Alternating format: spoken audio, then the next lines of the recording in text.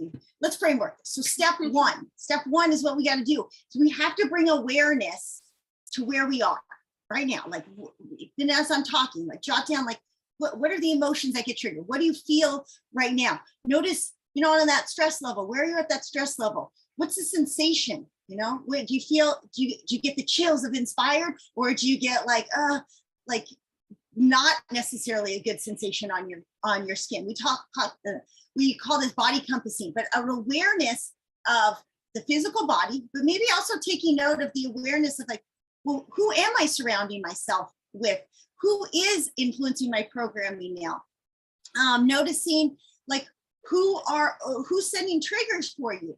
I mean, awareness in itself, that's the whole reason mindfulness movement is so big right now, is because it's really just saying mindfulness is just purely awareness. Becoming aware, you can't change anything you're not aware of. You can't get out of a jail you don't know you're in, all of those things. Without awareness, you kind of are at a sticking point. So while it's great to have awareness, we need to be able to do something with this. And I spent the entire, my throat's sore because I had this really long talk with my husband this morning because we're doing this. And I love him so much. I mean, we've been together 27 years. I'm going to live my entire life with him, even though we are so opposite, and he does not get this yet. He still does not understand, and he's around it all the time. And that's because he has not set the intention to go from awareness to action, really. And you really, to get, you have to go from where I'm going to actively unlearn and then relearn. It's because I can't see all of it, so I end up looking here because I don't have it memorized as well as you did. I know it in my head what intention setting, but we have let me look real quick. Okay, I think about it this way. Before I even knew all of this, because why we're such an amazing team is intuition. I just intuitively lived a lot of this stuff. Gabby is really amazing. Why we started the blog, actually, she said it was because I said we want to start a blog. I kind of said like more, you're amazing at research. We should be putting this information somewhere. I would have never been able to do it without her because she has incredible researching skills. It was actually her researching skills that made it that we even went to Europe, because I had no idea where, I mean, I knew where Europe was, but I didn't know what, I had no interest. She put this presentation together like this, a whole for school. I said, why don't you just do a presentation on a gap year? She put together this amazing presentation. I'm like, I want to go there. We're going to go there in a few months. Like, that is so incredible. And then to me, I just pull the trigger and step into the unknown fairly easily. But it was not, I didn't have the intention. My intention, remember, was to create a connection with my kids and to propel them based on their passion to achieve their purpose. That was my intention in parenting from day one. So when I remember going to yoga though, and you know, at the beginning of class, a lot of times I'll sit there and go, okay, you know, set your intention for your practice today. And my intention always has and always will be, please help me understand my husband better. I love him so much, but I just don't get him. Like, please help us evolve. And we're constantly working on this because our programming was so messed up and our traumas were so deep that we kind of came together from an unhealthy spot, from like a codependency spot.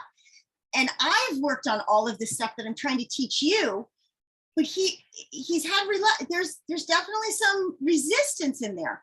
And as soon as you can strip away that resistance, then you can set that intention to unlearn. You can't go past it. It's like, I'm aware that there's a problem. I can't imagine you listening to this presentation and not going like, yep, I'm aware there's some problems there, but that's okay. Like, that's a good thing. Now we're like, okay, teach me how to unlearn.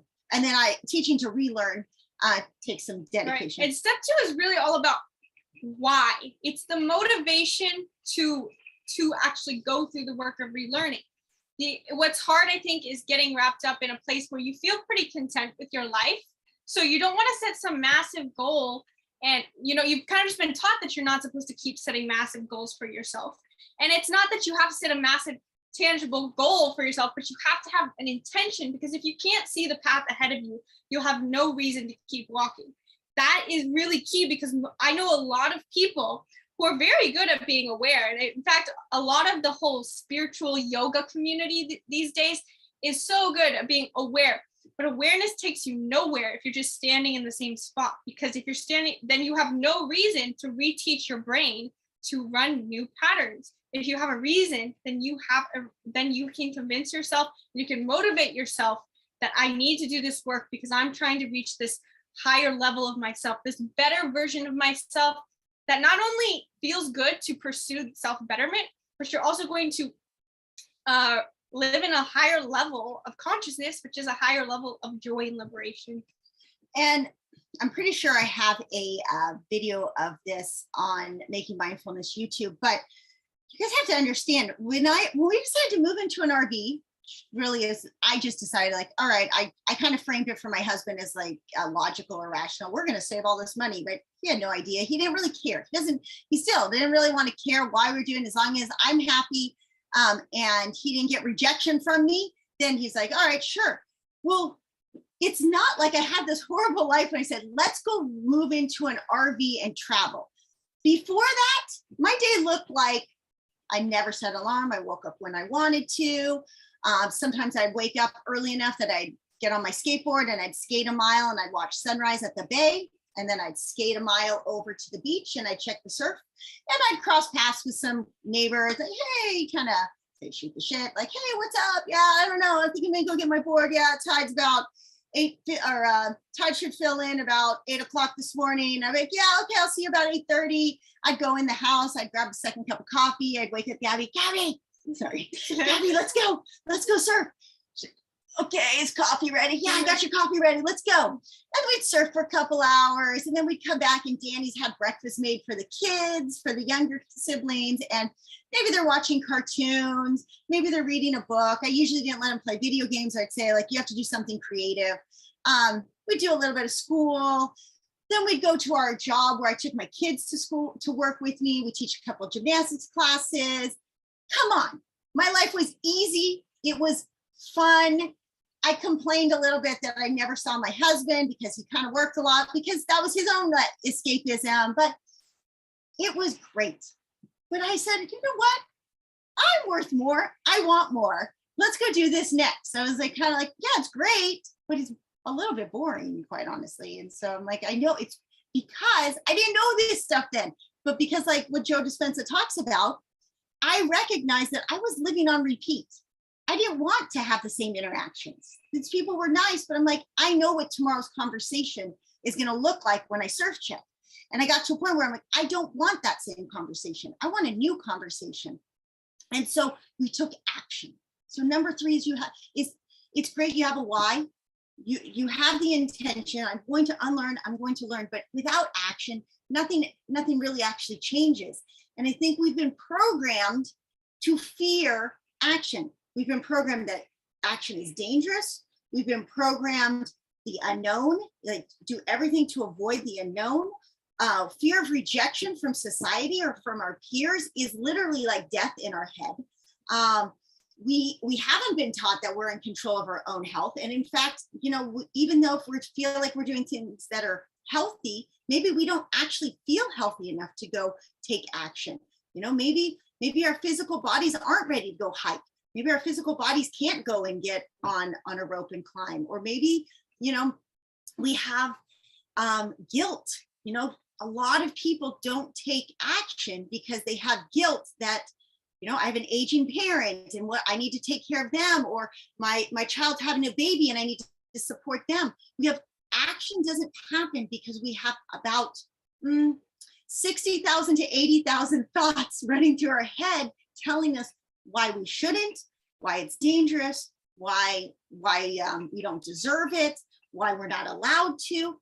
And that voice is the voice that I would love to help you destroy, get rid of. We want to get rid of that voice. We want the voice saying, you know what? I'm kind of an amazing person and I only have this much time on earth, and the earth is kind of suffering, and I can be a beacon for others if I work on me. So when we go to take this aligned action, we need to sit down and like write in bold words on your notebook, like, what is my intention? Not so much in like a big spectrum of life, but like, what is my intention and how I want to feel, and what healthy is going to feel, and what connection is going to feel, and what purpose might feel like for me. Maybe as we're talking, we talked about this, a wound that you feel that needs to be healed.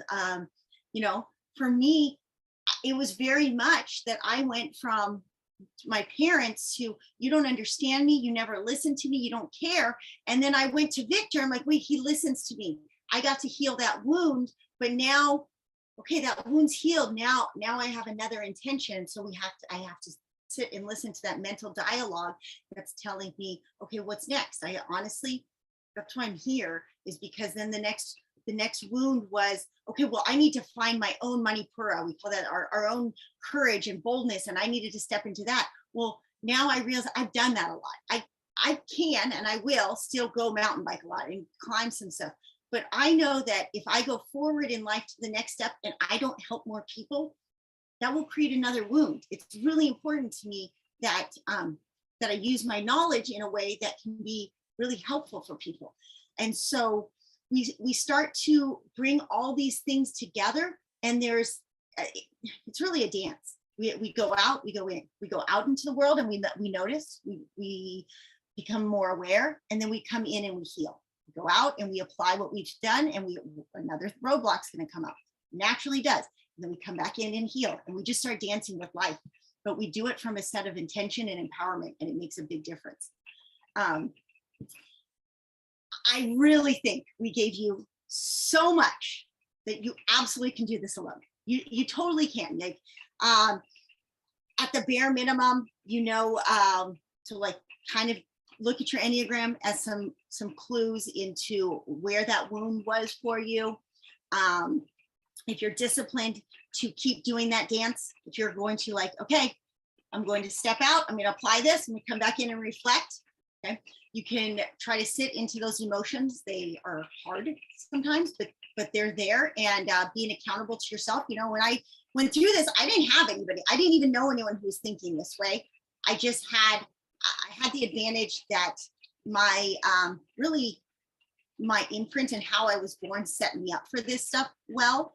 But I many times I battled self-doubt, like you probably can believe, but you wouldn't believe. You would not think, looking at me, that the amount of confidence that I have, how much self-doubt. I mean, even if you follow us on Instagram, when I put out a story, I'm so passionate about that story, and I turn off my phone and I'm like, instantly catch my inner dialogue of like rejection. Somebody's gonna judge you for what you said. You're gonna get hate. Not even so much that I don't mind, that I can't take the hate. It's that it's literally in my cells. Like, I am not, like, I have no reason to be saying these things, even though in every part of my cell knows, no, this is the truth. This is who I am, and this is what I'm supposed to be here. Okay, so it's normal. Those emotions are normal, but the big thing is, like, we are on a path to help you with higher consciousness. And one of the things we teach people is what the levels of consciousness are, and how you go from one to another. And I happen to have a lot of willingness. I have a ton of willingness to put myself out there and get burned or get hurt and like go through the failure, and then heal, and then try again better. And like, why I wore the shirt is because that's been my journey, is like, okay, yeah, you might know for people, but you have to be able to deliver in a way that others can understand. And then I have boundaries. I mean, there's so much. I would say each of us, we probably spend 2 hours minimum on our own like self-care time, whether it's just a little bit, maybe 1 to 2. Yeah, depends on 1 to 2 hours a day of. I think of it as like, well, if I go for a little run, and then I do some yoga, and then I'll sit and read something inspiring, and then or listen to something inspiring. I would actually say that I probably spend 3 to 4 hours personally on, if I looked at all the different things that allow me to nurture my soul, probably 3 to 4 hours. Okay, awesome. So if you guys want, you guys can totally do this on your own, right? It's actually as simple as awareness, intention, and action. It sounds too simple to be accurate, or it sounds too simple to be possible, but most people fall short on one of the 3 steps. once you have awareness, if you do not have a goal or a path that you have your eyes set on, then you're going to have no reason and no motivation to do the difficult actions that it takes. And remember, in the actions that it takes, it requires discipline, it requires courage, it requires willingness. These are not easy things, but you are capable of them. You are truly capable of embracing this on your own. And the cool part is that it only takes 63 days to rewire your brain for any new thought, emotion, or habit. Only 63 days. Isn't that crazy? So that's only 9 weeks that you have to dedicate yourself to rewiring your brain.